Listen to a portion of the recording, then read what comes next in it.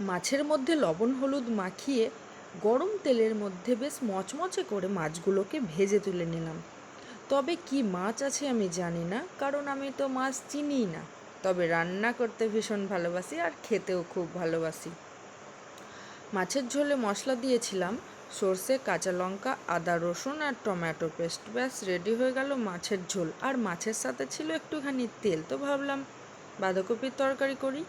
কিন্তু বাঁধাকপির যেহেতু এখন সিজন নয়, তার জন্য আগে থেকেই একটুখানি গরম জলে বাঁধাকপিটা সেদ্ধ করে নিয়েছিলাম।